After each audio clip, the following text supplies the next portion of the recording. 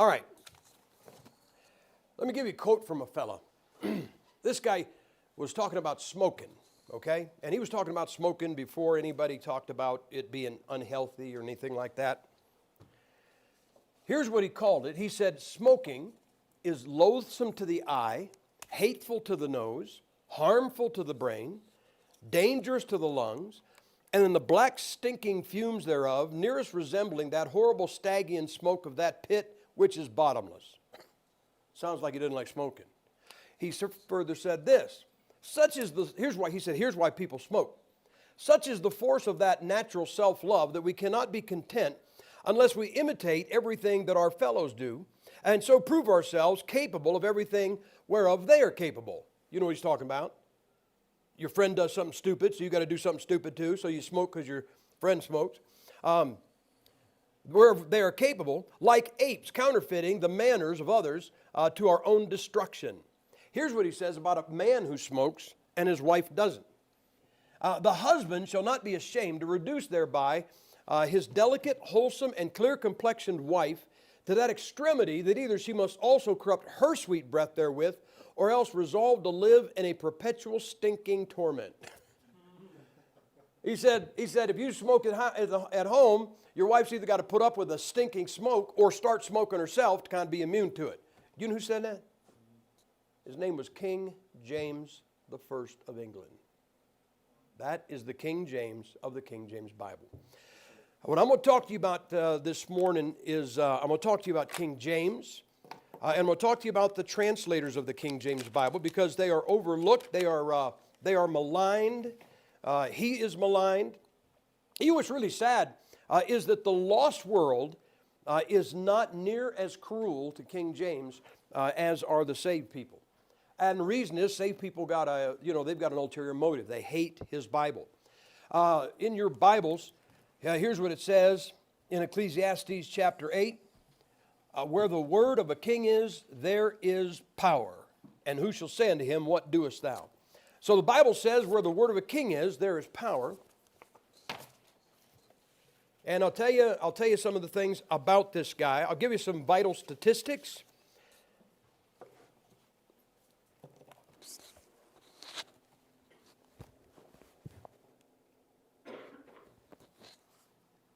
He was born in Edinburgh, Scotland, on June 19th, 1566. I got a message on this guy, and I'll tell you how I started. I started like this. I don't tell him who I'm talking about. I said, this man's mother's name was Mary. He was born destined to be a king, but he was born in very austere circumstances. They tried to kill him before he was born. They tried to kill him after he was born. And his name has 5 letters in it, and it starts with J and ends with S. Everybody thinks I'm talking about Jesus Christ. I'm talking about King James because those things are true. We were over in Scotland. We've been there a couple times. And I was over in Scotland and in Edinburgh Castle where he was born. Now, the guy was born destined to be the King of Scotland. Do you understand? And there's a huge room, very royal, very ornate. And in the corner of that room is a closet. Now, when I say closet, it's a walk-in closet. It might go from here to the second pew where Paul is sitting, and maybe from the wall over to the end of the pew. So it's a large closet, but it's a walk-in closet. That's what it was. He was born in a closet. And our Savior was born in a manger. So he was born in June 19th, 1566. Now, if you don't know this, he was actually King of Scotland first, and he became King James VI of Scotland. Now, what those numbers mean, very simply, is when a guy becomes king or queen, when the she becomes queen, if there's somebody that had their name already, then they're, like what this means is that in Scotland, there had been 5 kings by the name of James. So when he became King James, he became King James VI of Scotland. He's identified as King James VI of Scotland, King James I of England, because when he became King of England, England had never had a king by the name of James. So you'll hear him referred to as the sixth or the first. Both of them are right. But I want you to notice the date. He became King of Scotland on July 29th, 1567. Look at the day he was born. June 19th, 1566. 13 months later, he became King of Scotland. Boy, can you imagine somebody saying, hey, what'd you get for your birthday? I get a cell phone. What'd you get? I get a Game Boy. What'd you get? I got a country. And the reason, usually those monarchies, they change leaders, they change kings or queens because of the death. Right now, you know, it's Queen Elizabeth. She has been the queen for, I think, 200 years. And it's the funniest thing, man. Prince Charles, I think he's older than I am, and he's still a prince. I got this horrible feeling. This guy, she's going to die. He's going to take the throne and go, I made it, and die. But so for a number of years, obviously he could not rule the country. It was ruled by regents. So he was King of Scotland when he was 13 years old. He was King James the first of England on March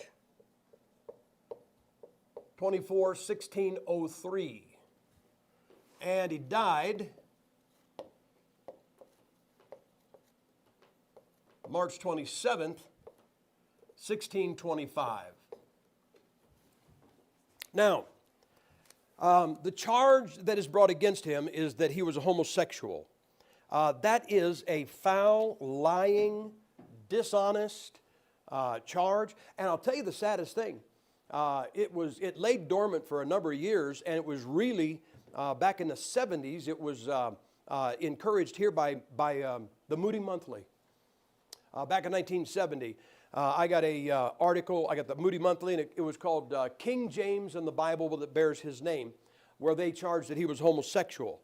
But I want to tell you about him. First off, his entire name was James Charles Stewart. Now, sometimes you'll see this, Stewart, like that, and that's how I used to think it was spelled. You can spell it, it's an alternate spelling. But again, when I was in Scotland, over there, they say Stewart, like that. And the reason I point this out is because there are three remarkable things about this man. Number one, he was a king, correct? All right, he was the king, but he was also James. Does anybody know what James means? The supplanter. James is the guy, remember, he's the one that plucked the birthright from his brother Esau. All right, keep that in mind. And then his name was Stewart. What's a steward? A servant. This is a king who was a servant, who plucked something from somebody. This guy snatched something from somebody. And I'll tell you what that is about. I'll tell you how he became king. His mother was Roman Catholic. His mother was Mary, Queen of Scots. Now,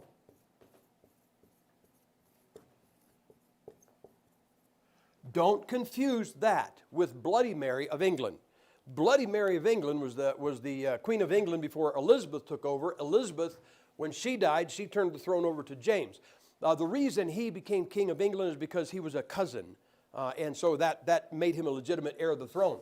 But Mary, Queen of Scots, was the Queen of Scotland.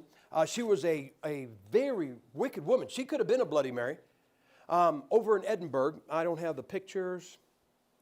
I don't think I have the pictures on my phone. But in downtown Edinburgh, there's a large area. It's raised up about this big. It's circled. It's got brick, and then it's got a cross through the center of it. And there's a bronze plaque. And that was the place where Mary, the Roman Catholic, murdered anybody that was of the Church of England, Church of Scotland. Keep this in mind. We're getting snow. It's snowing out there. I'm leaving. Anyway, The Church of England is the Anglican Church. The Church of Scotland is the Presbyterian Church. You say, well, what's the difference? The Presbyterian Church was run by a bunch of presbyters. It was run by a council of men. The Anglican Church is basically, it is an English version of the Roman Catholic Church, and in which instead of having a pope, the king or queen.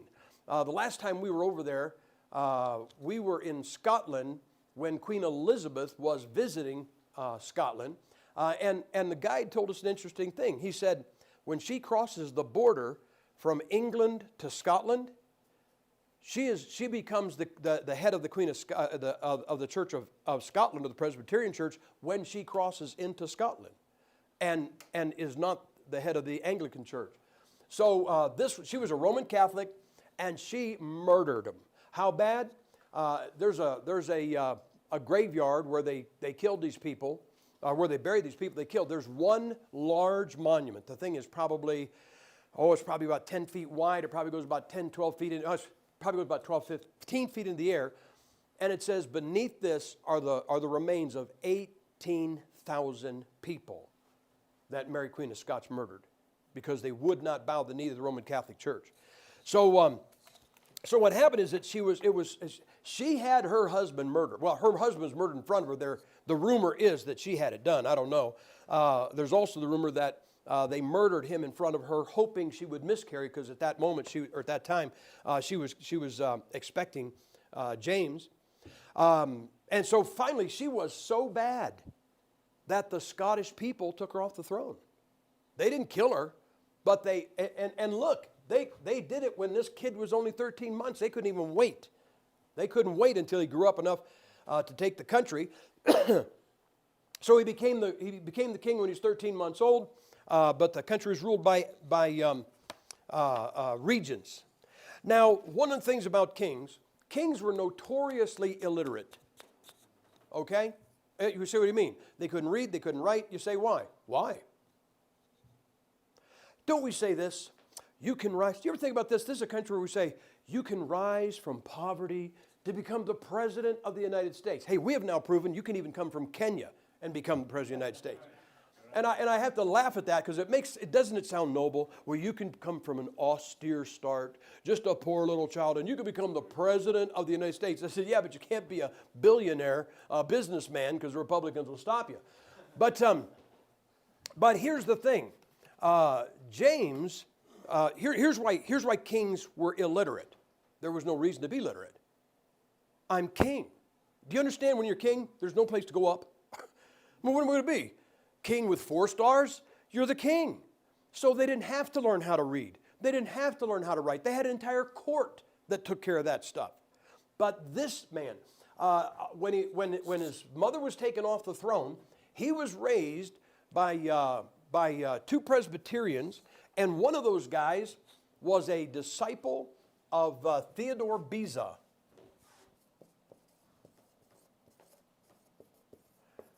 And Theodore Beza is his 5th edition of the Greek New Testament that was used on your King James Bible.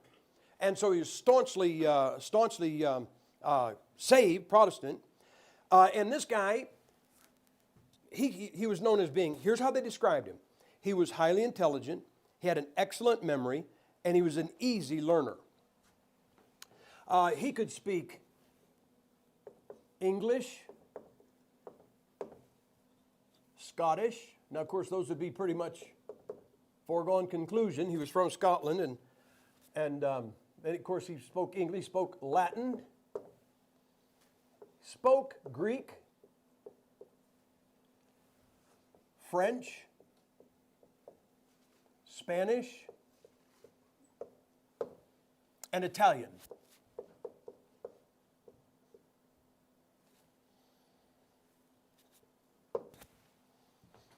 I want to see if I have this written down. Yeah. Now, the guy was very saucy. He was, and I mean from a youth, when he knew he was royalty, and he really took his job serious, even when he didn't have the job. And this is what he said when he was 5 years old. When he was 5 years old, He's still not officially the king. He's officially the king, but he's not practically the king. Okay, he's not running the country. The assembly, the Scottish assembly that was making laws and making decisions for the nation, he told them this. He said, be careful of the decisions you make, because you will answer to God and to me afterwards. He's 5 years old. Listen to this. When he was 8 years old, he could read a chapter of the Bible in Latin. Now think about this. He's going to open up the Bible any place you want out of the Latin Bible. He'll read a chapter. Then in his head translate it into French. Then translate the French into English. Now guys, what I'm telling you is this man was an intellect that we have not seen in the modern world, and he just does not get the press that he deserves. Now, I'm telling you about the king, okay? His mother was a staunch Roman Catholic. He rejected the Roman Catholic Church at age 11. He was a Presbyterian. Now, the fact is, he didn't like the Presbyterian Church. There are a couple of problems the guy had. Look, guys, everybody has problems, right? You know somebody you love, you respect, and you go, man, I like that guy, except for he spits on my floor. Or he does something, you know. And one of the things is that he believed, now first off, he did believe this. He believed in the divine right of kings. By that, I meant he thought that a king was an absolute ruler. You could even call it an absolute dictator. The difference is he believed that a king should be a benevolent ruler. Hitler was an absolute ruler who was a dictator. But if you have an absolute dictator who is benevolent, then you don't have near the problem. And the reason he didn't like the Presbyterian Church is because he was the head of the Presbyterian Church, but he didn't run it. It was run by a group of Presbyterians. He liked the Anglican Church because he was the number one man. And that's what he did. At age 22, get this, he debated a Jesuit by the name of James Gurdon.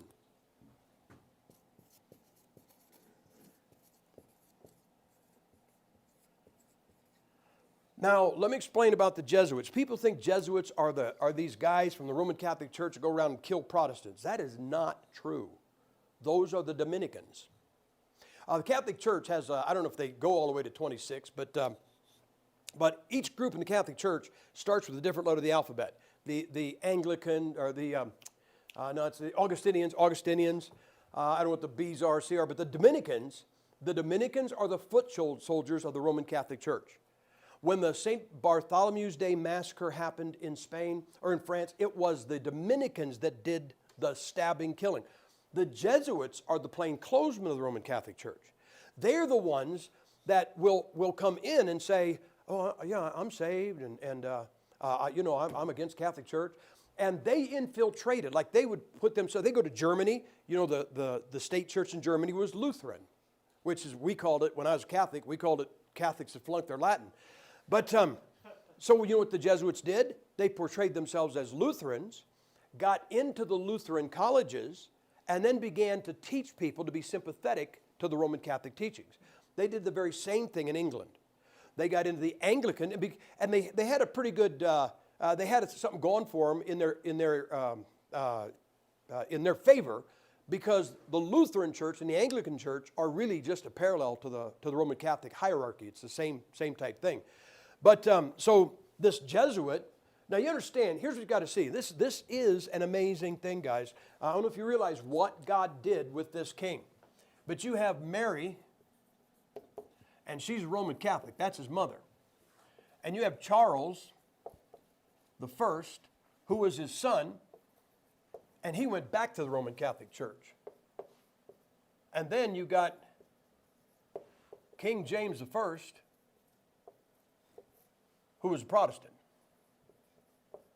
You know what this guy was? He was a parenthesis in history when our Bible came into being. It is, you say, wow, what a coincidence. Yeah, if you believe in coincidences. If you don't believe in coincidences, God did a very great thing here. Okay? And so he was very against the Roman Catholic Church. And that's where James comes in. All right? This is about the king, but this is James the supplanter. You say, what did he do? He plucked England and Scotland from the clutches of the Roman Catholic Church. The Roman Catholic Church was a great power. See if I've got it. I got something else here. Maybe a couple of minutes ago there. Maybe I'll just give it to you now.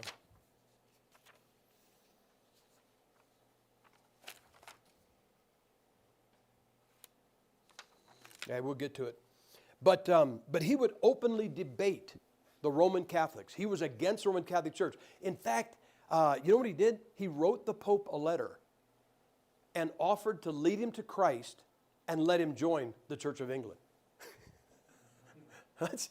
I haven't heard that kind of, somebody smacked the Pope like that since Trump did it. Now, by the time he was 28 years old, he'd almost died in the womb. He had been kidnapped twice. He had resisted 3 attempts to kidnap him and fled from 5 plots to kidnap him. And here's what happened. Most of these plots were perpetrated by the Roman Catholic Church. And the idea was the Roman Catholic Church knew they couldn't go kill the King of England. I mean, if they killed the King of England, they're going to have a major problem. So what they wanted to do is they wanted to kidnap him and force him to either come off the throne and let his son come on and become a Roman Catholic, or to persuade him to become a Roman Catholic.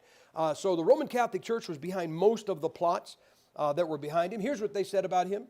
He faced danger and difficulties with energy and courage. Some of the things that he did, he wrote a thing, you might make a note of this. He wrote a work. He was one of the most educated monarchs, and he wrote a book called the Basilicon Doron. And what that is that's called the kingly gift. Now, do you know what an absolute dictator has to do to please his people? Nothing. He's an absolute dictator. Right? And this guy believed in an absolute monarchy. And the Basilicon Doron that he actually wrote to his son Henry. Henry was his oldest son, and he was destined to become the King of England. Tell you what happened to Henry. He died. I'll give you an age here in a second.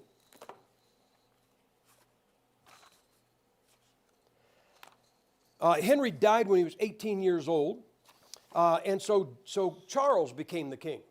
And here's what King James wanted. He wanted to make sure that he prepared his son to be a good king. Now, what do you think a dictator is going to tell you? You know, you want to see this. I don't know why our news media is not honest and does not admit that North Korea is not a republic, it is not a country, it is a kingdom. And the guy running it right now, his father was king before him, and his grandfather was king before him. They pass it down just like, and if it was done in any kind of a democracy or any other Western country, the news media would be screaming about it, look at this kingdom, but that's what it was. Okay, now look at the Korean dictators, the North Korean dictators. You know what this guy does? He takes some of his military men and literally ties them over the end of a cannon and then shoots it. I mean, a 120 millimeter cannon, and just blows the guy in half. So you understand, you know what his dad told him? If anybody gives you static, you kill him. That's an absolute dictator who is a vile man. Listen, you know what this guy did?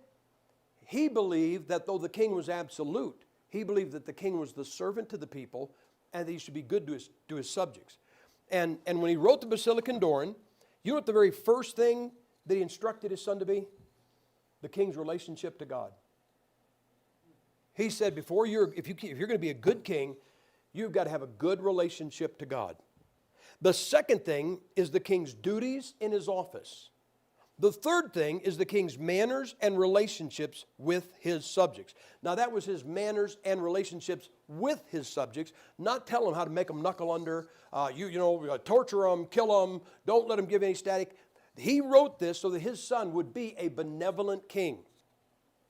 I told you he's called homosexual. He hated the effeminate. The guy was a hunter. You guys hunters? Okay, you know what this guy did? when he was down in England and when he was living in London, there was a huge woods. He hunted it bare of deer. He hunted all the deer. And we're talking bow and arrow, okay? You guys ever try that? Anyway, he go with a bow and arrow. Now he had a couple of physical problems. His tongue was too large for his mouth, and so he would tend to like this, and he drooled. And his legs were bowed. And the guy loved to hunt so much that he'd make him put him on a horse and tie him on the horse so he wouldn't fall off when he went hunting. Then he went out in the woods and he shot so many deer. When he finally cleaned the woods out of deer, he said, "Go restock it." And they brought more deer in. He hated the effeminate. Here's what he said. He instructed his son, but especially eschew to be effeminate in your clothes, in perfuming, preening, or such like. He told his son, don't be effeminate. Guys, a queer does not say that. All right? And make not a fool of yourself in disguising or wearing long your hair or nails, which are but excrements of nature. He said your hair and nails are the same as when you go to the bathroom. So don't wear your hair long, don't wear your nails long. He said this, in other writings, he said, guard against corrupt lead as book language and pen and ink horn terms, and last of all, mignard and effeminate ones. Now, what he said is this. You ever have a guy talk to you? You know legalese? The party of the first part.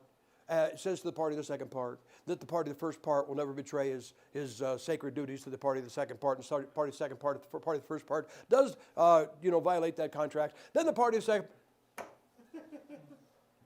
Get out of here. I don't know if you guys realize this. I do not know if you realize this. Guys, you really should do this. You should read the Constitution of this country. Yes, sir. You can read it inside of 30 minutes, and you will understand every word. Yes, sir. You will understand the words. It is not a lawyer's document that you will look at and read it and scratch your head and go, okay, what does this mean to me? Our Constitution is amazing. It is an amazing thing. And he said, when you talk to people, he said, don't talk academics. Let me tell you something. I write books. And on this subject, I do a lot of studying and read the scholars and everything. When I write my books, and I made this decision with the first one called The Understandable History of the Bible, there are two audiences out there to get my books. Now, I can't write to two audiences, so I've got to pick one. Let me tell you what those two audiences are. There's academia. Academia, that's the college professors, that's the guys who have gone to seminary and had 7 and 8 years of learning and more, and they go around the world and study in exotic places, and they got more letters behind their name than there are in the alphabet. And here's the thing, if you address them, here's what you'll get. They'll come by and they'll go, oh, Dr. Jeremiah, that treatise you did on the second aorist tense of the Greek in 2 Corinthians there it was really a work of literary art. And you know who the other group is? It's you, common people. If you address academia, those guys slap you on the back, say, good job, you did a great job, and you know what you guys go? You hear the two of them talking, going, what in the world are they talking about? You get nothing. You better remember this something. Now remember this, guys. The Lord, and I said it the other day, it says that the common people heard God gladly. Heard the Lord Jesus Christ gladly. But here's the problem. If you direct your works to the common man, you guys get something and can do something with it. The comments I get the most are people say, you say it so I can understand it. So I chose 30 years ago to aim at the pew, not at the podium in some university. I don't care about academia. But here's the problem. If you aim at the pew, two things happen. Number one, you guys take it and do something with it. And academia hates your guts because you ignored them. And there are TR men who can give you some good stuff on defending the TR, but they hate my guts because I don't address them. And they come to my meetings, and they'll try to start talking scholar, and I don't do it. And then they leave, and then they say something bad about me. But I don't care because you know what they're going to do for God? Absolutely nothing. you're going to do something for God. He didn't turn to the nobles of Scotland or the Presbyterian Church, but to the common man. That's what he did. This is an amazing thing. He is the guy that united England, Ireland, and Scotland.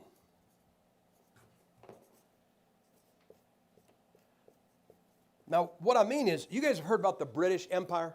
Yes, sir. Okay, this is the guy that built the foundation. These are 3 independent countries when he became King of England.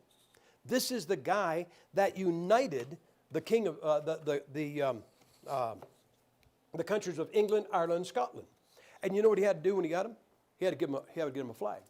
Now, I'm going to ask you, but I won't ask you because you'll give me the wrong answer. And I told you I will not ask you a question to try to get you to give me the wrong answer so I can embarrass you. But if I said, what is the flag of England, you would say, you know, that Union Jack, that blue and red. That is not the flag of England. Let me show you. If you're ever in England, this is the flag of England.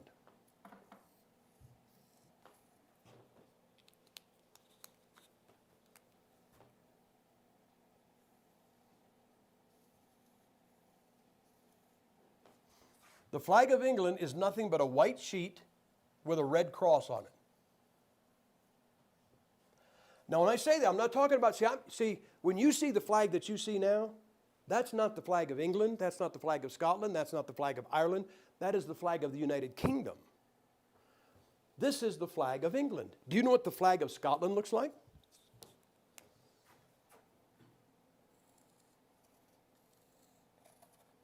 I found this information some years ago. I was in Scotland, and I picked up a book. It was an old book on King James, and it gave this information that he actually was in on the design of the flag for the British Empire. And the flag of Scotland is basically, you could say it's a blue flag with a white X on it. This one's got a white flag with a red cross. This, the flag of Scotland, is a solid blue flag with a white X on it. So you know what he did? He took that flag and superimposed it on that flag. And you know what he came up with?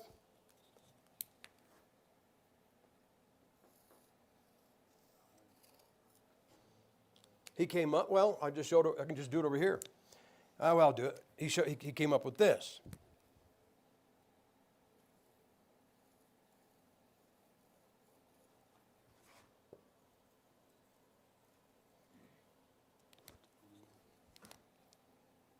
That's the English flag, superimposed over top of the Scottish flag, the white X in background.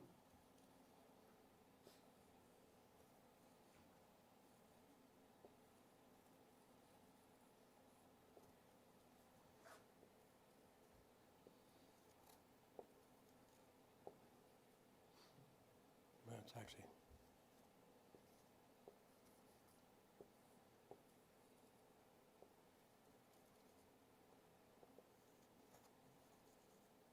Now, I got to tell you, I have a mystery here.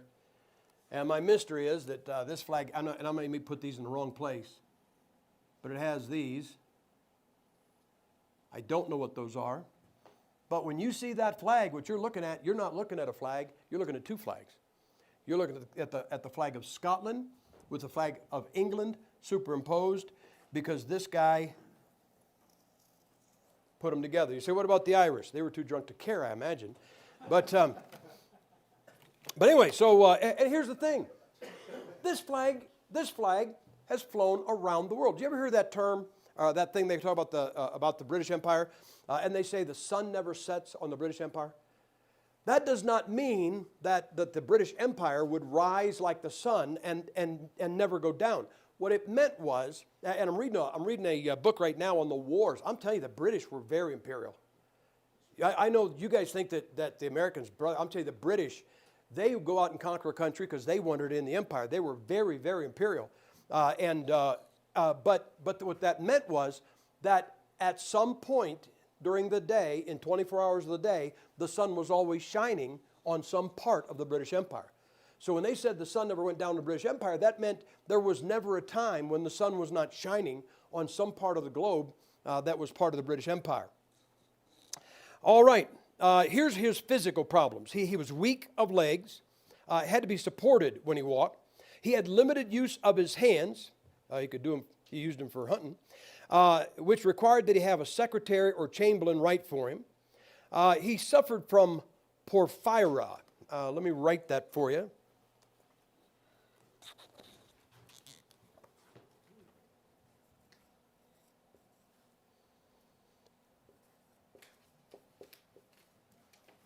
And porphyria was called the royal's disease. For some reason, it seemed to be prominent in the royal families. Guys that may have been from inbreeding, I don't know if those guys, if that had something to do with it. But, and that was where it said he was weak and quite often bedridden. In fact, his bedroom was his office. He used his bedroom as an office. One of the things that you realize is that that's what these guys did. Their bedroom was we think of a bedroom as that's where you go lay down and sleep, but their bedroom was it was a chamber. His bedroom became his office, and he was surrounded by courtiers who waited and served their king. He did not sleep well, and once awakened, had great difficulty regaining his sleep. He would have a courtier, usually sleeping in the same room as a bodyguard, read to him until he dozed off again.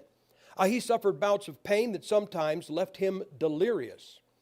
He suffered from an overlarge tongue, which caused him to drool frequently and slurp loudly when he drank. So, to be honest, physically he was kind of repulsive.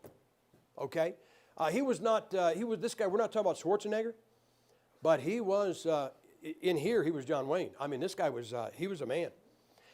This is what his personal attributes.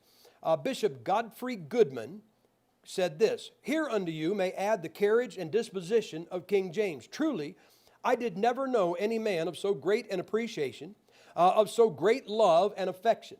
A man so truly just, so free from all cruelty and pride." Can you imagine this? Free from all cruelty and pride, such a lover of the church, and one who had done so much good for the church. Sir Henry Wotton, W-O-T-T-O-N, he wrote this of James: "There appears a certain good, a natural goodness verging on modesty. Among his good qualities, none shines more brightly than the chasteness of his life." Chasteness, that is moral purity. Can I give you a thought? There's a couple things that are remarkable. I don't mean there's something that just that they happened while he was king. Two things that are absolutely remarkable. Do you know why there's a lot of times there's a battle over a throne when a king dies? It's not just the brother and the younger brother fighting over it, but it's the next guy in line and a bunch of the king's bastard children that he had with some chambermaid, okay? Those kings were totally immoral. They'd have 2 or 3 mistresses, and then they'd have kids, and these guys would all say, well, the king is my dad, but the chamberlain's my mom, and people would go, well, we don't like the king's son. You've got royal blood in you. We'll make you the king. Do you know that he never had a mistress and he had no illegitimate children? He was totally moral. He married his wife and was true to her, and every one of his children were born by her. Now, you say, well, what's the big deal? No, you understand, that's remarkable for that time. Yes, sir. The second thing that's remarkable is, during his reign, England never fought one war. You talk about a man of peace. That guy was a man of peace. He brought peace.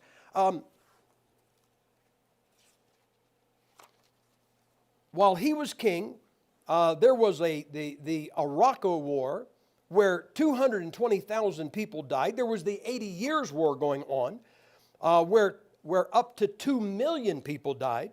And in the Ming Dynasty, 25 million people died. Those people died. Those are wars that were going on while he was king. And if you got any kind of history about England, what is the main country that England was always fighting? France. Can you imagine England and France being at peace? But they didn't fight with France. They didn't fight on their own island. They didn't fight with Germany. They didn't fight with Normandy. Normandy was a separate country at that time. This guy, he had no illegitimate children because he was totally and completely moral, and he was a man of peace. England fought nobody. There were no wars during his reign. In fact, here's what it says. Among his good qualities, none shines more than his chasteness of his life, which he has preserved without stain down to the present time, contrary to the example of almost all his ancestors, who distributed the king with a great number of their bastards which they left. What that writer's saying, that's that Sir Henry Wotton, he said everybody before him, their family was immoral. Well, they were kings. They were immoral Roman Catholics. And he said Scotland was filled with a bunch of illegitimate children from the line of Stuart. But he had none because he was a moral man. James' reputation for learning, for piety, for good nature, and for liberality. Now, liberality, guys, you know, today you talk liberal, and let's face it, man, a liberal is not a good guy. But it's a Bible word. And you know what a liberal was? A liberal was a giver. You know, we talk today about, you know, you see a guy down at the interstate, you know, we'll work for food, you know he won't. But anyway, you know, help me. And we are all pretty much liberal givers. But you got to understand that we're talking about times when if you were poor, you just died. That's just it. You're just going to die. The government wasn't giving you any money. If you had nobody on the inside or no way to work, you just went to the poorhouse. And if you didn't do that, you died outside. But this man was very liberal. That's what the Bible talks about, a liberal man, somebody that gives to others. Now listen to this. This is Inderwick, this guy. As to his personal character, it is, I think, also justice to say, he was personally a man of good moral character, a quality which was probably much indebted to the strict and careful training he received from his Presbyterian tutors. And that is probably true.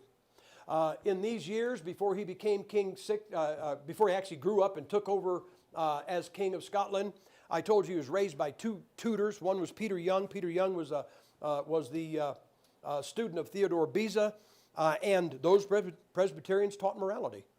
They taught salvation by grace. They taught morality. And this man was a moral man.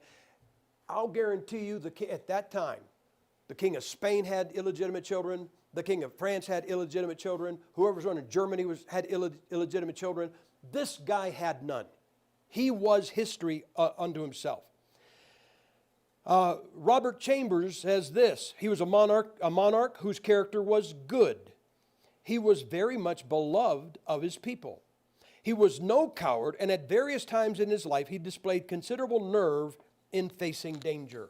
So the guy was not a wimp. He was not effeminate. He was against being effeminate. He was very moral. You know, here's a sad thing. This is the guy that the world's looking for. Now, I'm not talking about the Antichrist, but isn't this the guy that they want for an example?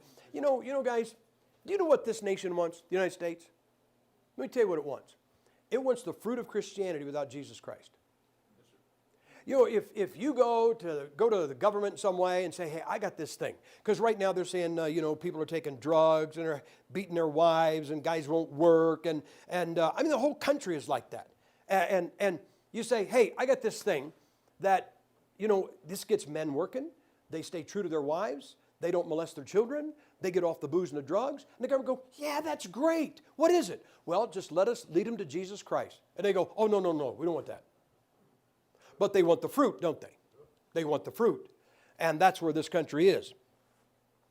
And James was the guy everybody's looking for. Here's what Hugh Walpole reveals. He had large, prominent blue eyes, and they stared at the person with whom he talked as though he could read all secrets. Now, one of the problems that he had, I'll be honest with you, you know what he was? He was a little bit of a narcissist. You say, what is that? That's what Obama is. Obama is a self-lover. That's what a narcissist is. Obama really thinks that the greatest man walking the planet right now is a guy named Barack Obama. He thinks, I just say it, and that makes it true. How many times have we seen You know, here's Muslims killing people everywhere. And he goes, no, it's not really a problem. And he thinks if I say it, that makes it true. Honest, King James thought that. When he was at peace, Europe was having wars, the continent. And so he would write, kind of like these two countries were fighting, and he'd write them a letter saying, you guys, you ought to stop, blah, blah, blah. And he thought, well, that'll stop it. And they'd read his letter and go, and they'd go back and kill each other. Because he really was a narcissist to a degree. But I'll tell you another thing was, he really loved people. And he wanted to help people. Now, mind you, again, the guy was king. He didn't have to help anybody. And as a rule, kings and queens were not known for being liberal or benevolent. They didn't help people. But he did. And because he literally gave away most of his wealth, he was always in need of money. He was always straining for money. And here's what it says. On his propensity to favoritism, the only excuse for his blind indulgence to the objects of his affection must be derived from his boundless good nature, which overflowed upon all who approached him, and rendered it a moral impossibility for him to refuse any request urged with importunity. What that meant was that, you know what he was? Here's how we say it. He's a soft touch. If you came and said, listen, I need some money, and he'd probably go, I'm not going to do this. And you say, well, here's my problem. And by the time you're done, he's pulling his wallet out and giving you his money. He was a soft touch. But that was a good, and it was a rare thing, because he was a very benevolent man. King James was regarded by those of his own time. You know what they called him? The British Solomon. That is not a title that was bestowed on him hundreds of years after he was, something like one of us King James guys calling him that to try to elevate him. He didn't need elevated. The people of his time called him the British Solomon. He was wise not only in politics and academics, but in theology. He was devoutly interested in the Word of God. He made it clear that he wanted the holy Word of God to be in the hands of the people. All right, question. The people. Academia, common man. Which one's the people in? He was a king of the common man. And I'm going to tell you something, guys. That's why they hate him. They hate him because he was a king of the common man. He was not a king that was just, going to talk to all the royalty and rub shoulders with them. He wanted the Word of God to be in the hands of the people and not chained to pulpits or hoarded in cellars to be read only by Greek scholars. He said, I want the Bible in the hands of the common man, not just the colleges. Oh, brother, you know they hated him for that. Here's what he said. This is what he wrote in the Basilicon Doron. This is what he wrote to Henry. It was later transferred to Charles because Henry died. Charles didn't listen to it. Charles ended up getting his head cut off. Oliver Cromwell threw him off the throne. He was going to go back to be just like his mother. He was going to start killing every Protestant he could and force England back into the Catholic Church. This is what in the Basilicon Doron, here's what he exhorted his son to. Quote, keep your body clean and unpolluted while you give it to your wife, whom to only it belongs. For how can you justly crave to be joined to a virgin if your body be polluted? I say it this way, guys. Do you know what a virgin is? That is a woman that no man wants to date and every man wants to marry. Now, I'm sorry, I'm not talking about in Christianity, but in the lost world, no guy, they all want to date a loose woman. But when it comes time to get married, they want a pure woman. And what he's saying is, he said, what are you doing? You want a clean woman, but you don't think you have to be clean? Keep your body clean and unpolluted while you give it to your wife, whom to only it belongs. For how can you justly crave to be joined to a virgin if your body be polluted? Why should the one half be clean and the other defiled? Now wait a minute. This is a man saying you should keep your body for your wife only, right? Now you believe he was writing that and he had a man on the side? He had a man lover on the side? Never. Never.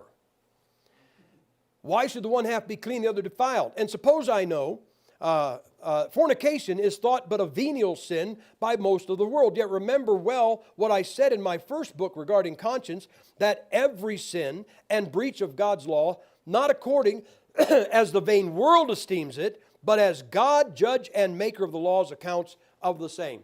You know what he said? He said, there's no mortal and venial sins. You know, how many people do something wrong because they go, well, it's not a bad thing. You know, it's just a little lie. I didn't kill anybody. He said, they all violate the law. The guy was an amazing man. Here's what he said. Be not ashamed to keep clean your body, which is the temple of the Holy Spirit, notwithstanding all vain allurements to the contrary. He said, come on, guys. You know what he knew his son's going to do? He knew his son was going to get married. And one day, being married, he's going to see another woman going, wow. And you know what his dad said? Keep your body clean, boy. No matter what you're being allured to do, no matter what is drawing you off, keep your body clean.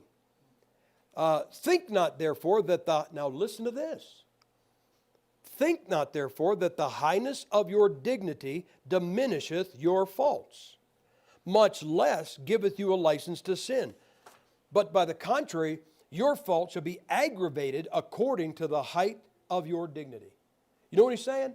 He's saying, just because you're the king, don't think that means that if you commit a sin, it's not as bad.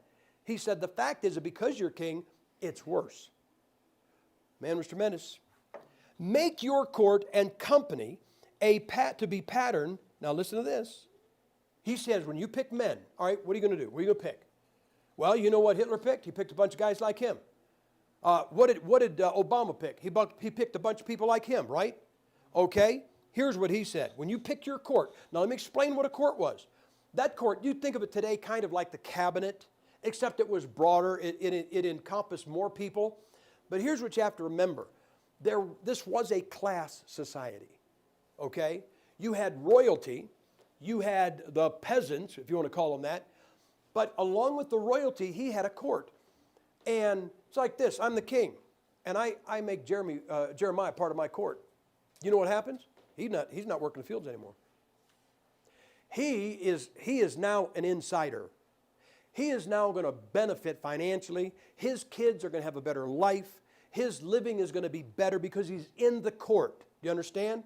So you can understand the sleazy kind of politicians that want it in the court. That's what happens right now. Listen, I'll pull some votes for you if you'll make me part of the cabinet so that I can get my hand filled. Listen to what he told his son. This is the kind of men. He said, here's what I want you to, when you fill your court, here's what you go after. Make your court and company to be a pattern of godliness and all honest virtue to all the rest of the people. Be careful to prefer the gentlest natured. Now let me ask you a question. Do you think that Stalin, when he picked his followers, said, I want the gentle guys? You know what they said? I want you to kill his mom if I tell him to. Isn't that right? He said this, it is not enough to be a good king. By the thraldom of good laws, well executed to govern his people, if he joins therewith a virtuous life in his own person and in the person of his court and company, by his good example, alluring his subjects. Now remember, talking about a woman allures you? He's saying you have to live such a good life that you allure your people. To what? Alluring his subjects to the love of virtue and the hatred of vice. This man believed that the king should be, he was the pinnacle of the law, correct? He thought he should be the pinnacle of morality. You know, that is the problem. The problem is you get a dictator, he is the pinnacle of the law, but they're not always the pinnacle of morality. This guy thought that he should be, the king should be, he was already, by his throne, he was already the pinnacle of the law. He should be the pinnacle of morality and virtue. That everybody in his country ought to say, I want to be good like my king. Bill Clinton would not have read the book. And this example in your own life and person. See this? He never divorced the royalty from the common people. He never ever said, because you are royal, you can indulge in things that are wrong. He said, you are royal, but you are just like the people down there. Guys, that's what's amazing about him. In your own life and person, in the government of your court, and followers in all goodness and virtue, having your mind decked and enriched so with all virtuous qualities, that therewith ye may worthily rule your people, have a double care for the ruling of your own servants. He became known as the most educated sovereign in Europe. He was the most educated, that's why he's called the British Solomon. In fact, I always like to say it this way, he kind of invented audiobooks. He was literate and could read, but he so loved books. He loved books. He said, if I could spend my days, if I wasn't a king, I would just want to live in a library. That's a paraphrase, okay? But here's what he would do. When he was eating, he'd have a guy behind him reading a book. All the time he was eating, anytime he was doing something, there was a guy reading a book. He had an audio book on because he was always getting stuff in. Okay, I'll tell you about his marriage. He got married on August 20th.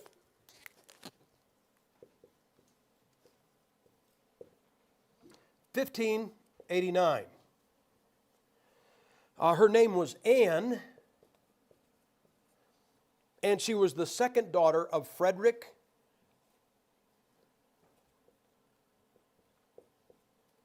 II, King of Denmark.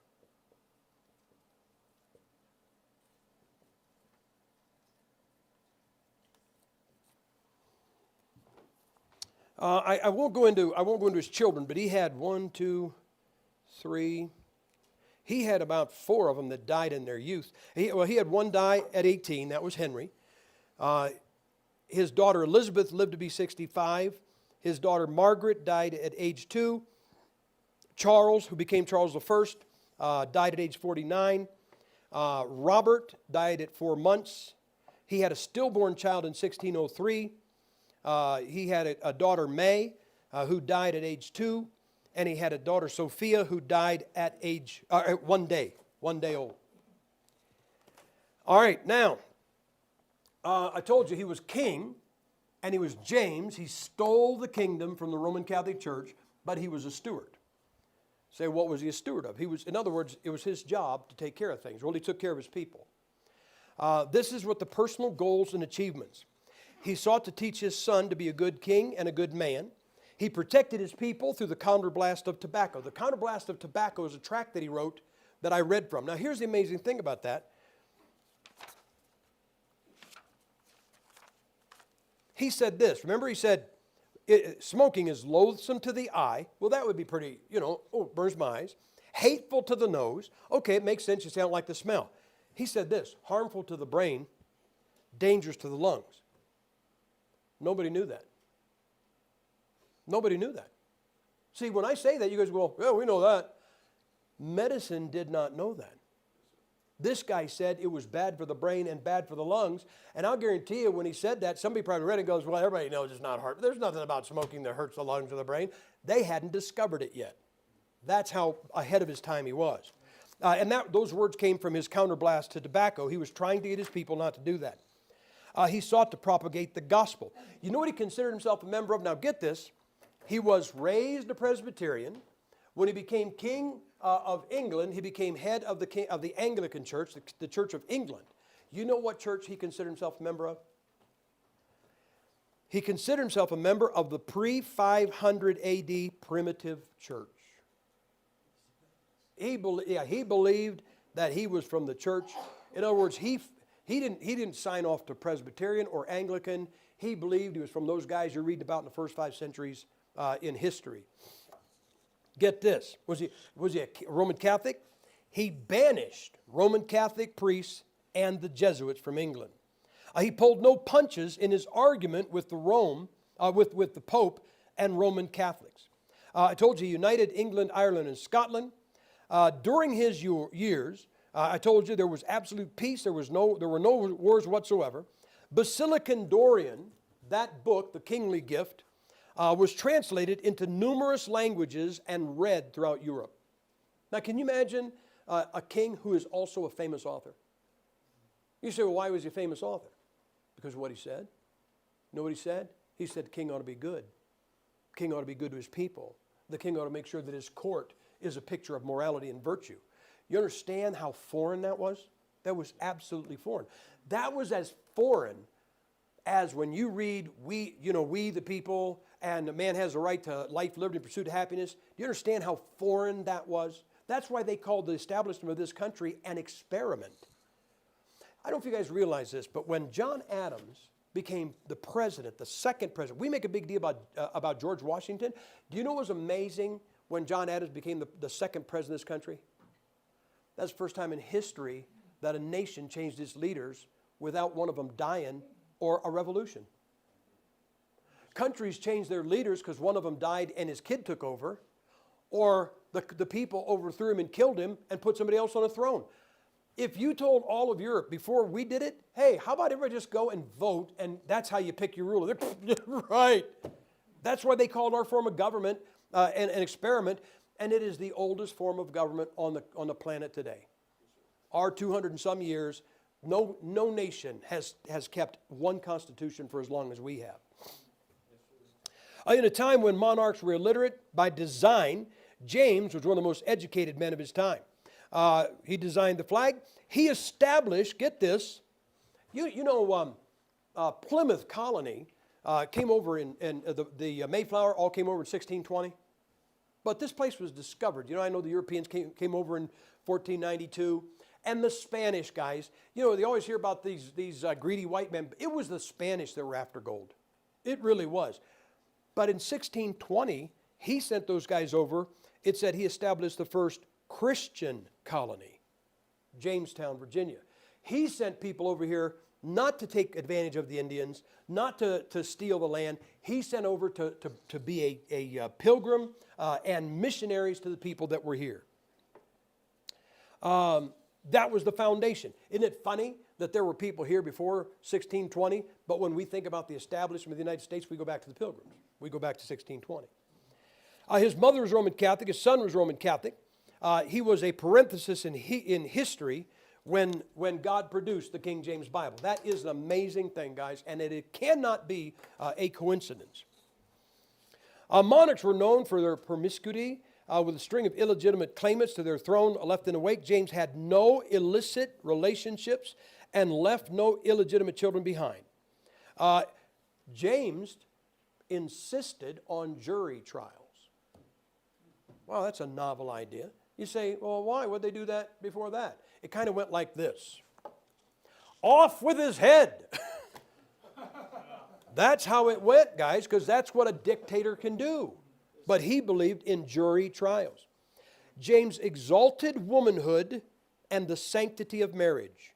Guys, if there's ever been another injustice, it is that our society, this American society, is having a war on women, and women need to be liberated. Do you understand that every heathen society is hard on women? All heathen societies, the woman is a piece of property, she's the bearer of burdens, she doesn't count, and it is Christianity that has exalted women. This man exalted womanhood and the sanctity of marriage. He held the institution so highly, now get this, that he spent 15 days in prayer and meditation before he married Anne of Denmark. That's what you married guys did, right? Yeah. All right, now wait a second. Sounds like a good guy, right? Why would anybody hate him? Why would anybody hate such a good man? Okay, here were his enemies, power seekers. In any kingdom are those who wish to usurp the authority of the rightful ruler to their own benefit. There were numerous intrigues designed to place someone other than James on the throne.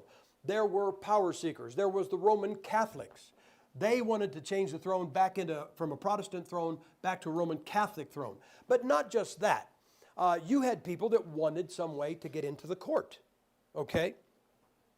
The Roman Catholic Church. The Roman Catholic Church wanted England back in the fold of Rome and would stop at nothing to achieve this goal. Let me tell you one of the lies that is told about this man.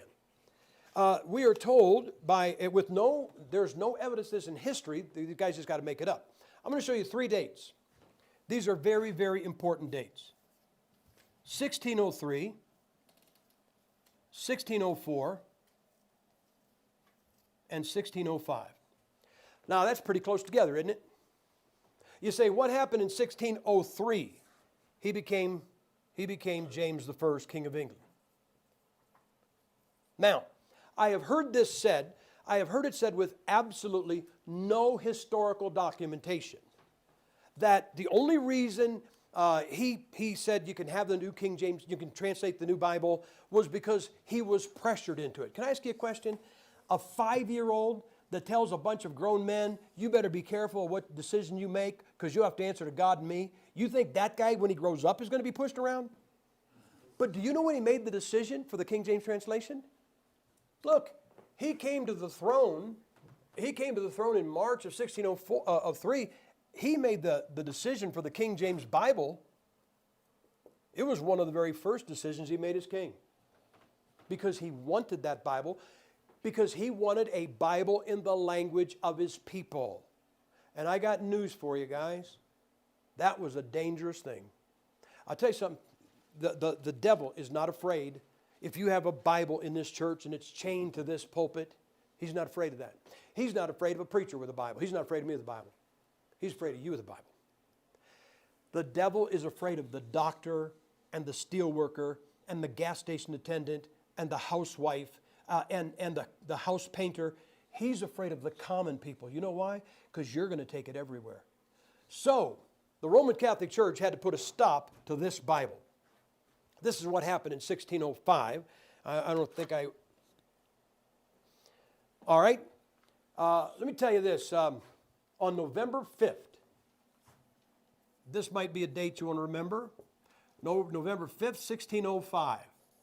In November 5th, 1605, to this day, November 5th is known as, what do they call it, the Gunpowder Plot Day. And they have a little ditty they do in England, remember the 5th of November.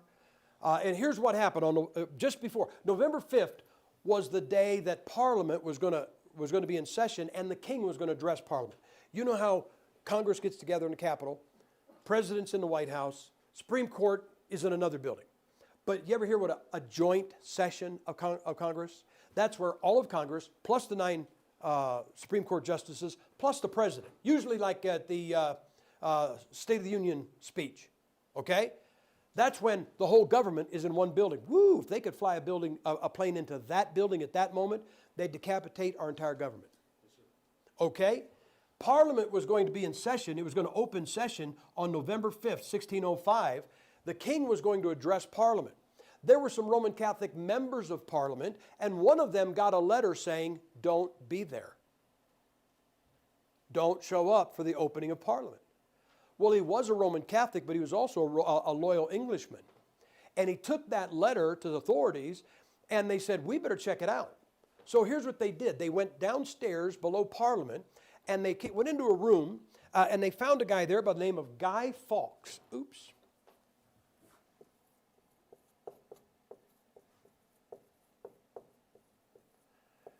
Guy Fawkes was a servant of a guy named Henry Garnet. Oh, do you know who Henry Garnet was? He was a Jesuit priest. And they found Guy Fawkes in the basement of Parliament standing next to a pile of faggots. Now, faggots were something that you burn.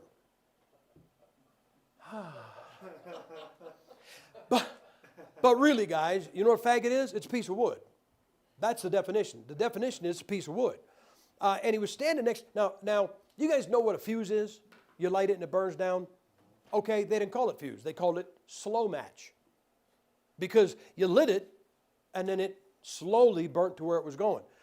And here's what they find. Down this room, can you imagine you open up, here's this guy, oh hi, and there's a pile of wood with a fuse gone into it. And they removed the wood and found 36 barrels of gunpowder.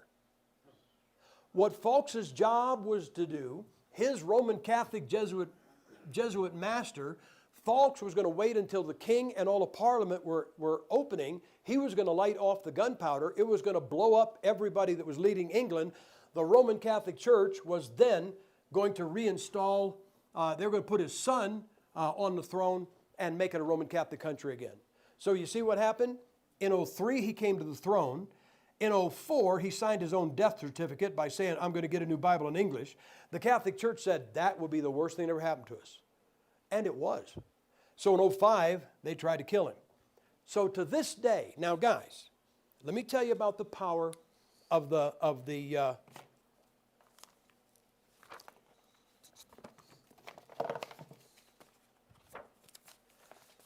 power of the screen. You know what the power of the screen is? Movies. You know what we believe? We believe anything a movie shows us. And there was a movie some years ago. Now, to this day, here's what they do. England, every November 5th, it's called, I know what it's called. It's called Guy Fawkes Day. And they would make statues of him, or like straw men, and burn them. They burn him in effigy. That's what it's called. And they would celebrate that the Roman Catholic Church failed to murder their king and turn them into a Roman Catholic country. That is what Guy Fawkes is about. But a number of years ago, there was a movie that came out of Hollywood, simply, I think it was called The. And it's set in modern times today, and the hero of it wears a mask of Guy Fawkes. And in the end of it, he blows up Parliament. Because Parliament has become dictatorial and he's freeing the people. And so from that movie to this day, you see the Guy Fawkes mask now associated with a good thing. Isn't that right? So Hollywood has taken history and turned it completely around. The Bible predicted that in Isaiah. It said good will be called evil and evil will be called good. Guy Fawkes is evil. This is a million mask march. Guys are all over with Guy Fawkes masks. And people wear that mask. It's like, I'm a hero now. It's like Robin Hood. I'm fighting for the people. Guy Fawkes wasn't fighting for the people. He was going to murder a bunch of people for the Roman Catholic Church. All right. Can't stop here. This is the main guy. This is the number one evil man. His name was Anthony Weldon. Now, let me ask you guys something. You guys are Navajo, right? Right? And, from my limited knowledge, I know Apaches and Comanches and Cherokees and Pimas and Nez Perce, etc. I say Indians. You say, no. We're Navajo, they're Apache, they're Comanche, they're Cherokee. Correct? What I see is I see one race, you see the tribe. Understand this something, guys. You know, we talk about Indians being in tribes and Africans being in tribes. Don't you understand everybody came from tribes? I'm Romanian. Okay, what do you think the Romanians were doing before the Bible got there?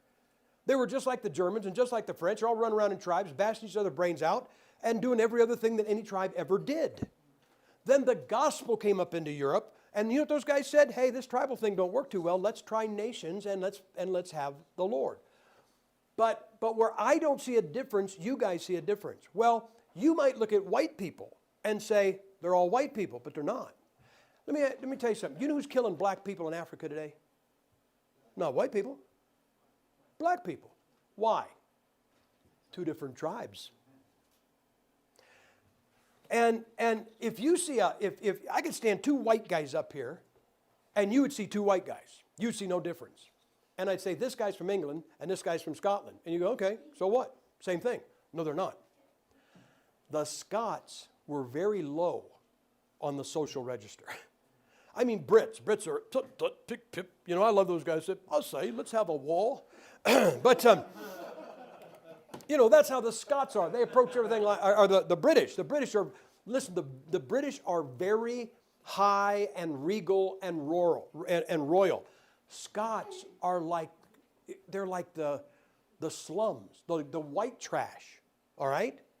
And that's how they looked at them. This is what Anthony Weldon, now keep this in mind. Let me tell you what Anthony Weldon was. He was this. What is that? What was he? Yeah, he was a Scot. And you know what he did?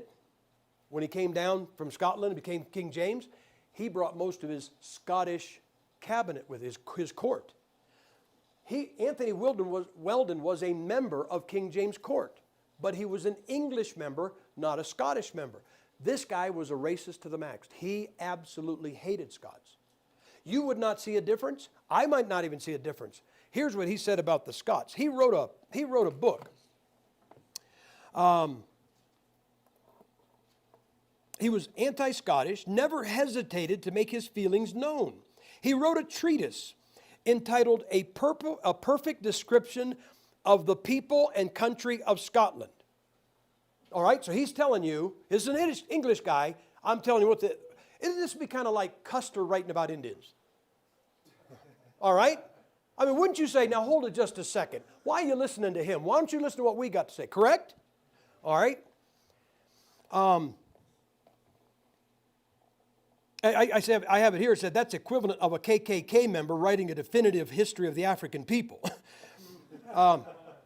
This thing was printed. It was printed in 1659. Note that is way after James is dead. And here's what he said. First, quote, first of the country. He's telling you about the country of Scotland. I must confess, it is too good for those that possess it, and too bad for others to be at charge to conquer it. He said the people that live there, the land is too good for them, but it ain't good enough for us to go up there and take it away from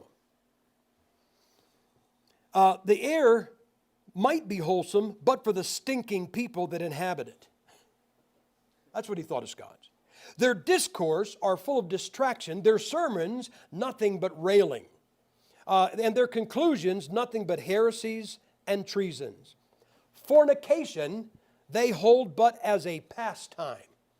He said they're just all a bunch of fornicators, they're immoral, they're illicit. This is what he thought of his king. This is what he thought of his king's court. Fornication they hold but a pastime, wherein man's ability is approved. At adultery they shake their heads, murder they wink at, and blasphemy they laugh at. Their flesh naturally abhors cleanliness. Their breath commonly stinks of pottage, their linen of piss, their hands of pigs. What comes naturally, to be chained in marriage to one of them were to be tied to a dead carcass. He said if a woman marries a Scot, it's like being chained to a dead carcass and cast into a stinking ditch. I do wonder that King James should be born in so stinking of town as Edinburgh in lousy Scotland. So Anthony Weldon, now guys, do you think a guy with that kind of an opinion of Scots, in a court of Scots, with a king that is Scottish, you think he's going to get along very well? You know what happened to him? He was put out of the court. That'd be like firing one of the cabinet members. He was put out of the court, but wait a minute, you have to understand, you know what that meant? That meant he's now got to get a job for a living. That meant his children are not going to have the benefits of being a member of the court. I mean, this guy has now become a commoner. And you know what he said? I will get vengeance on King James. He swore vengeance on King James. And so he is the one that made the charge that King James was a homosexual. And you know when he did it? 25 years after he was dead. Now, if you think that's okay, why don't you drop dead? And then 25 years from now, I'll have somebody write a book about you and say that you were homosexual. It's not fair. Absolutely, it's not fair. Weldon was a member of James' court. He was bitter that most of the positions of the court were held by Scots. Eventually, his hatred led James to dismiss him from the court. A sizable demotion in prestige, wealth, and power. Weldon swore that he would have vengeance on James. He waited until 1650, 25 years after James' death. He wrote a treatise in which he alluded to King James having a homosexual relationship with George Villiers. George Villiers was a Scot. He was one of the members of the court. Get this. The rumor never gained traction. You know why? Because even 25 years after he was dead, that would be like trying to say Ronald Reagan was a homosexual. There's too many people to remember him. And we'd say, oh, he was not. But now you go 4 centuries later to the 20th century. The rumor never gained traction again until being resurrected in the 20th century by anti-King James advocates who would use any tactic, no matter how low, to destroy the standing of James and his Bible. But wait a second. How do you know he wasn't homosexual? First off, the charge is not that he was homosexual. The charge is that he was an open homosexual. That his relationship with Villiers was known by anybody, everybody. By the way, there's never been a second voice to say he was homosexual. Now I got news for you. You ever hear everybody say this? Well, everybody knows that. Well, then how come you're the only one saying it? Where's the second voice? Where's the second witness? Why aren't there a dozen people that when Anthony Weldon said King James was homosexual, why weren't there a bunch of people who said, well, yeah, we knew that, but man, when he was alive, we wanted him to kill us. No one said amen to his charge. Here's why you know he wasn't homosexual. Number one, public reaction. If James had been a homosexual, he would have been driven from the throne and probably killed. They would not. You think the Presbyterian Church is going to put up with that in Scotland? You think the Church of England is going to put up with it? Public reaction would have been bad. The public outcry. If James had been a homosexual, history books would have been full of letters, tracts, and books written against his sin.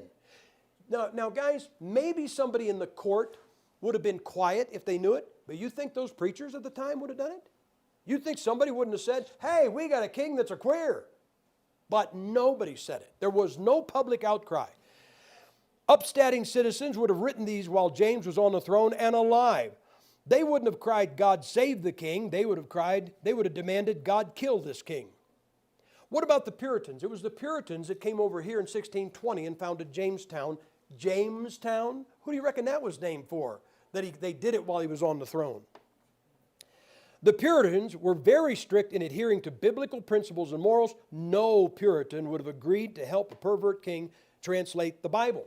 The Puritans worked on the King James Bible. The Anglicans, the monarch of England, king or queen, is automatically the head of the Church of England. The Church of England of the 17th century would never have allowed the head of their church to be a homosexual. One of the things you got to remember, this is a little bit of a theory, okay? But it's an answer to a question that I get. I get this. Guys, there were, before the King James Bible, there were several English Bibles, Bishop's Bible, Tyndale's Bible, Coverdale's Bible, Bishop's Bible, Geneva Bible, etc., and Matthew's Bible. And I've had people say, why weren't one of those the English Bible? Why have to be the King James? Well, obviously I can't tell you. And I can't tell you. But I got two things. Number one, this language. This language was still in flux up to about 1600. Prior to 1600, there were some, you ever hear, you know what you think? You think because of these and thous that the English or your King James Bible is Old English? No. It is modern English. I was over there in Ireland and I saw this road sign and they had a bunch of letters, but it looked like they fell on the floor and somebody got them in the wrong order. It was like, Gaelic. And I said, what is that? They said, it's Gaelic. Well, if you saw Old English, and I have an example of Old English and Middle English. English is three parts: Old English, Middle English, Modern English. If you saw Old English, you could not read it. It's very much like me looking at your Navajo hymnal. You got the right letters. I don't know what you did with them. But Middle English. In Middle English, you still couldn't read it, but you might look at a word and say, I think that's the word for this. So you might pick up a word, but you could not read. I could not read Middle English. The King James Bible is one of the first Bibles in modern English. These and thous, it's not Old English. It's modern English. And so the language was not ready until about 1600, so that's why in 1604 it got going. But every Bible prior to the King James was this. It was a one-man translation or a one-group translation. You had the Tyndale Bible. Well, guess who did that one? Tyndale. Coverdale Bible. William Tyndale was murdered before he could finish his Bible. And so Miles Coverdale took what Tyndale had done and finished the translation. And so the Coverdale is Coverdale's completion of the Tyndale Bible. But They were a one-man translation. Then you got the Bishop's Bible, which was geared to the Church of England. You had the Geneva Bible. Now here's what you got to remember, guys. Anglicans and Puritans. Okay, if you want to think about this, think this. Whoa. Think Democrats and Republicans. Really, that'll get your thinking straight. Okay, the Geneva Bible was a Puritan Bible. You know who rejected that? Well, the Anglicans, of course. The Bishop's Bible was an Anglican Bible. Well, guess who rejected that? The Puritans. Every Bible prior to the King James was either done for the Anglicans or done for the Puritans.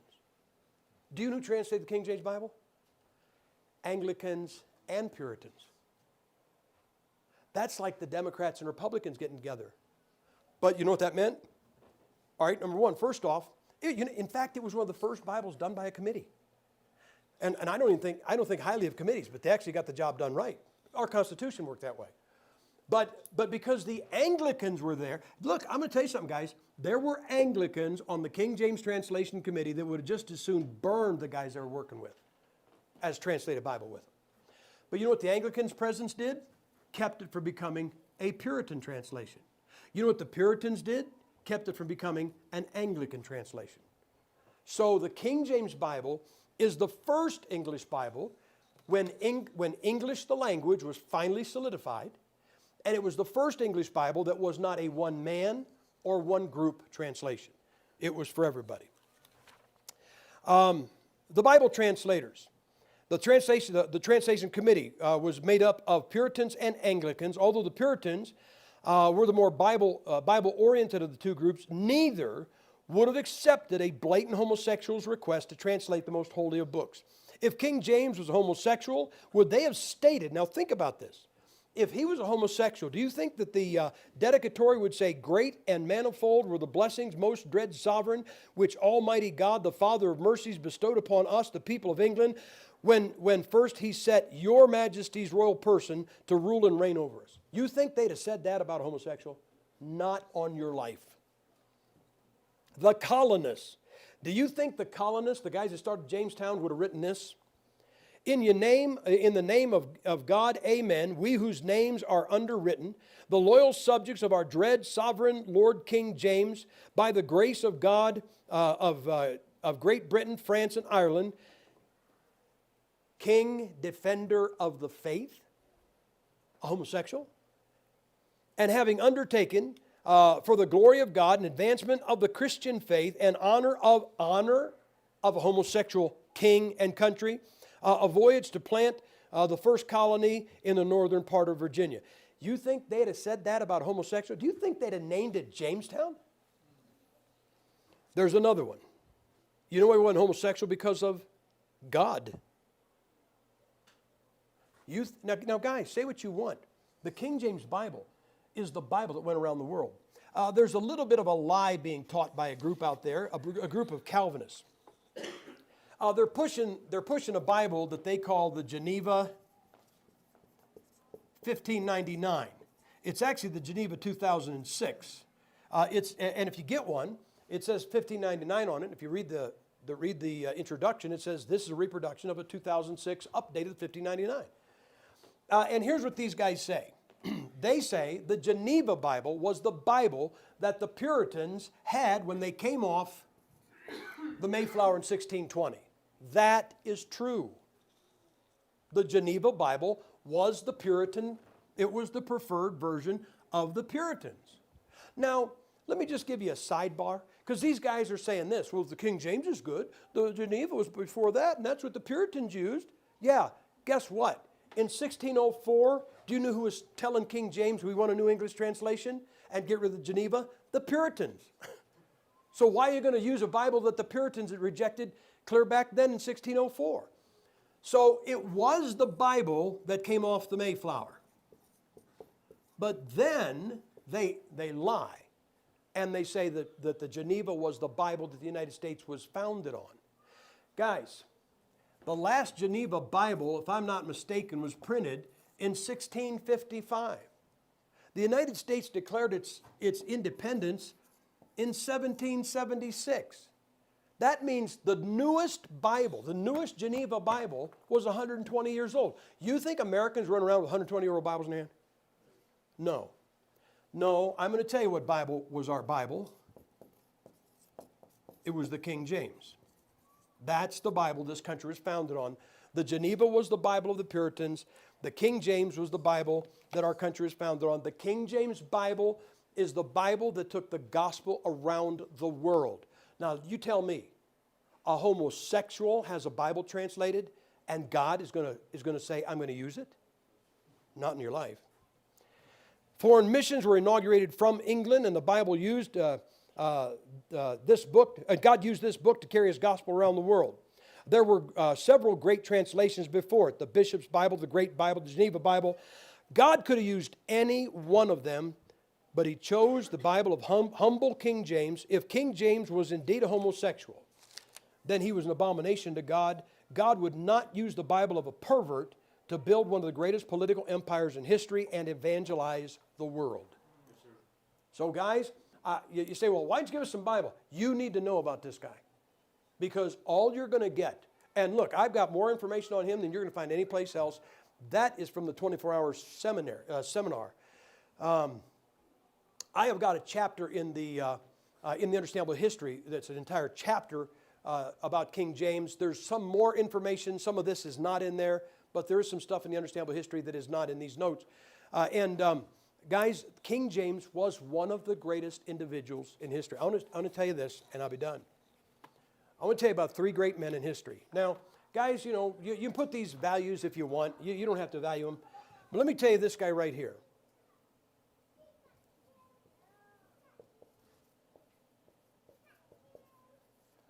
George Washington.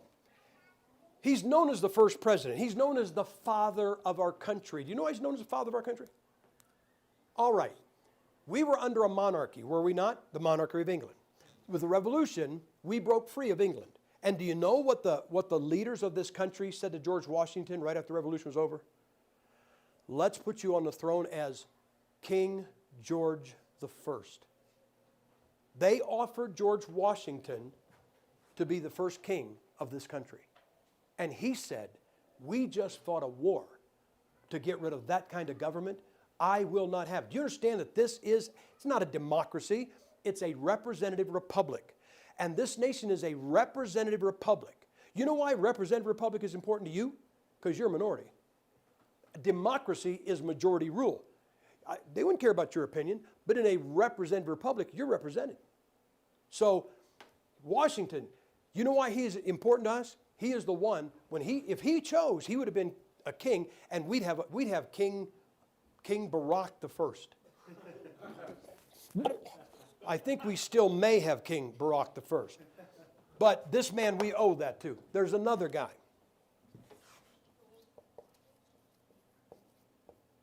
Oh, the South hates this, but Abraham Lincoln. You say, what did he do? He preserved the Union. You know what Abraham Lincoln knew? He said, we've got to preserve the Union. Here's what the devil saw. If this country ever goes from sea to sea and border to border, this country, it was a godly country. It was the only country founded on the Bible. And if this country becomes a world power, it is going to take the Bible around the world. Guys, we did that. This nation carried the gospel even farther and more completely than England or Europe did. And so when the South split, I had people say, well, if the South would have won, there'd be two great nations. No, there wouldn't.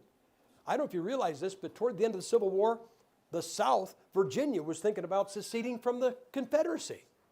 But not only that, many other states never would have joined the United States or the Confederate States. And the United States would have broke up again, and the Confederate States would have broke up again. And you know what you'd have had over here? You'd have had a United States of Europe. This would have been just like Europe. It had never been the world power for good. And I say this about our country. I know what it is today.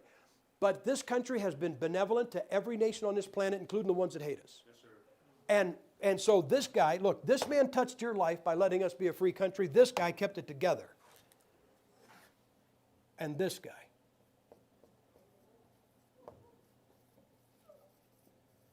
King James. You say, why? He gave us our Bible. You know what this guy did? This guy loaded the gun that missionaries have taken around the world. Those are three of the most important men in history, and you'll ever only get the first two. And you go to England today, and they got statues of all the great kings, and there's not one statue of King James. Do you know what? Listen, when I was in Scotland, outside of John Knox's church, John Knox is the one that made Scotland a Presbyterian nation, took it from the Catholic Church. He was one of the greatest preachers in Scotland and in history. Do you know where his grave is? It is a yellow square about that big, just a yellow square in a parking spot on the asphalt outside the church. When I was there, it was parking spot number 23. You had black asphalt, yellow lines, and in one of them it had a yellow square. Each parking spot is numbered, and in parking spot 23 is one yellow square. It's not found in the other. They paved over his grave and put a parking lot there. That's how Scotland said thank you. You know how England said thank you? They buried him in the floor of a building, and there's a little plaque about that big that says, you're standing on King James. There's no statues. This is the guy that put together the foundation of the British Empire. This is the guy that gave them their flag. This is the guy that gave them their Bible, and they hate him to this day. And he was one of the most moral men that ever walked the planet. That's the King James of your Bible. Don't let anybody tell you anything different. Let's have a word of prayer. Father, thank you for your goodness, and thank you for your grace, and thank you, God, for King James.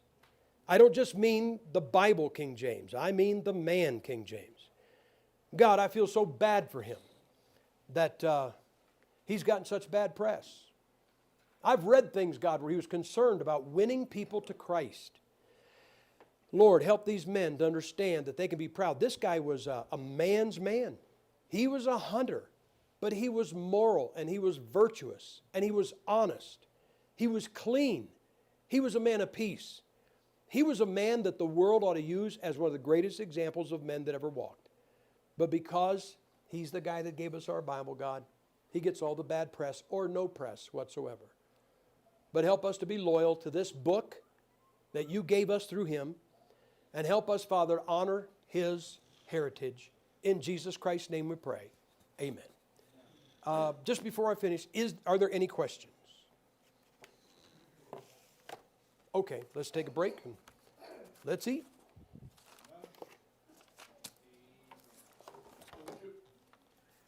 You got something on even his name. The Lord waited till the name James came on. Well, yeah, you can say that. You know, one of the things you have to be careful of. I'm trying to be careful not to ascribe something that wasn't there. Like people say this, Psalm 12, verse 6 and 7, the words of the Lord are pure words, the silver tried and furnished verse 7 times. I've had guys say, well, that's because there were 7 English Bibles before the King James, and it's the 7th.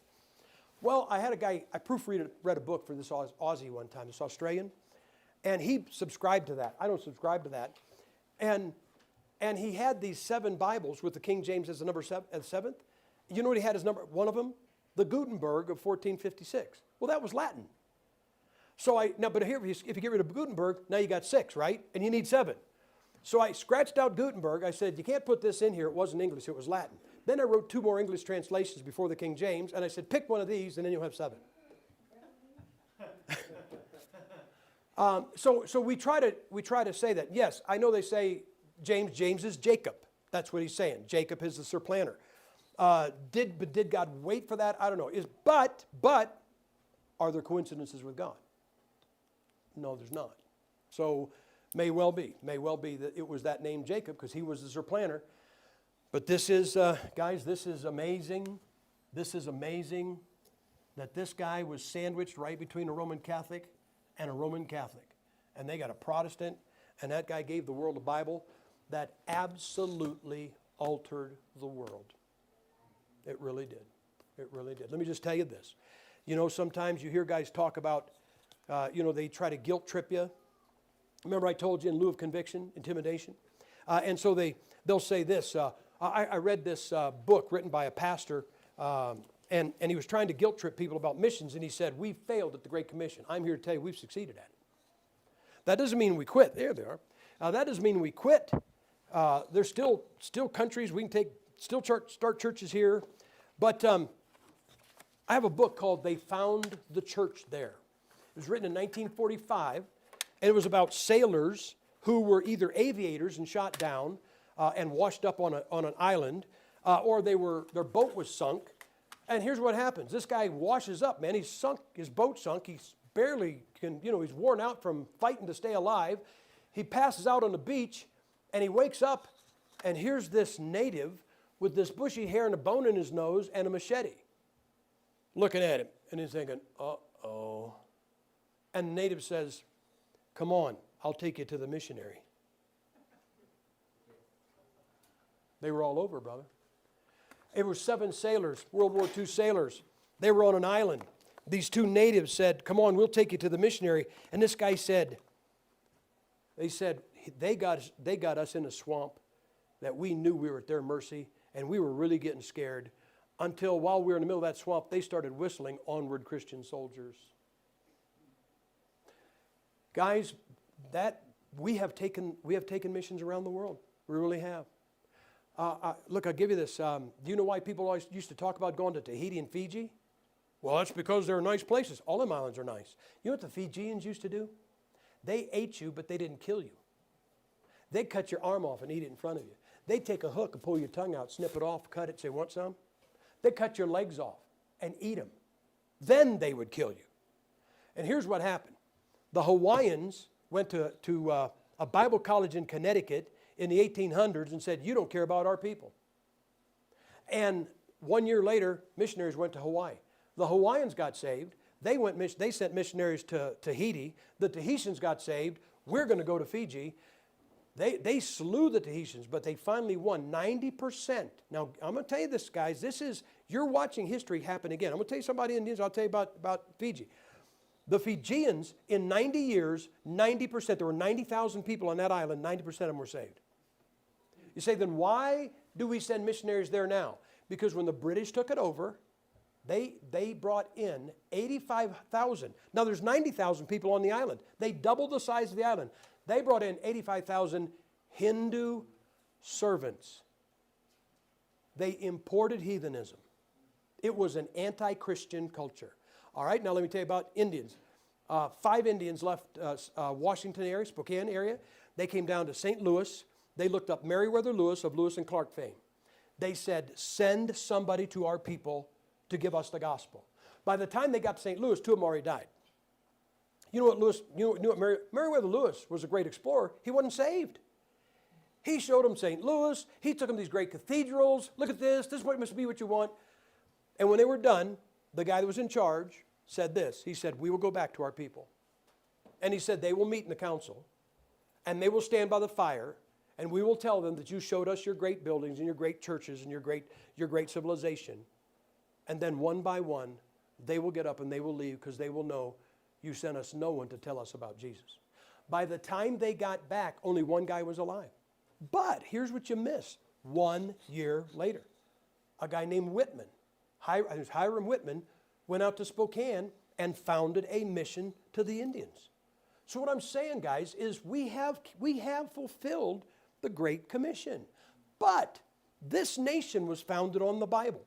I don't know if you realize this. It's probably not a true demographic now, but up to 20 years ago, this was not just a Christian nation, but the largest denomination was Baptist. Now, what would happen if this happened? The policeman comes to your door, knocks on your front door, and says, hey, I got to tell you something. Look across the street. And across the street, your neighbor, he's got his shotgun in his hand, and he's shaking his fist at you. And the policeman says, watch out for him. He said he's going to kill you. And we'll try to patrol here, but we can't be here 24 hours a day. You have to take care of yourself. You know what you say? Oh, yeah. You go in the house, get your shotgun, you take your chair, you put it on the porch, and you sit there and say, try it, pal. And right? Yes, sir. Yeah. And you sit there for 70 years. And then he dies. You said, I kept him out. And you turn around, walk back in your house, and you find out that while you were watching him across the street, somebody came in the back door and cleaned you out. For 70 years, they told us this. The news media said, watch out for the Soviet Union. The communists are going to kill you. So we watched them. Boy, you push a button, we'll push a button. You kill us, we'll kill you. And while we sat on our front porch and watched them for 70 years, the Immigration Nationalization Service opened up the back door and brought in huge, huge numbers of anything but Christians. Listen, the Cuba boat lift of 1958, Catholics. 1982, Catholics. Vietnam, Catholics, Buddhists, all the Hindus that came in. Why? I'm over there in Gallup. How come you've got a Muslim mosque in the middle of a Navajo reservation? You telling me 2 Muslims came out here and won that many converts? Not in your life. And so they used the lesson of Fiji. This nation was Christian and clean, and we've had to import our crime, our disease, and our heathen. Now the problem is, they won. I don't know that it could be turned back around. I really don't. But I'm telling you, we have fulfilled the Great Commission. That does not mean somebody shouldn't come out here and have another mission to Indians. That does not mean somebody shouldn't start another church in Kansas. That doesn't mean somebody shouldn't go to China as a missionary. You understand? That doesn't abrogate us from our responsibility, but you don't have to guilt trip people and say they didn't do it. That whole book, we found the church there. Here's what one guy said. He said, because these guys were against their churches being in favor of foreign missions. And this kid said, "Dear Mom and Dad, I just want to let you know that today I was the guest at dinner instead of being dinner because of missions."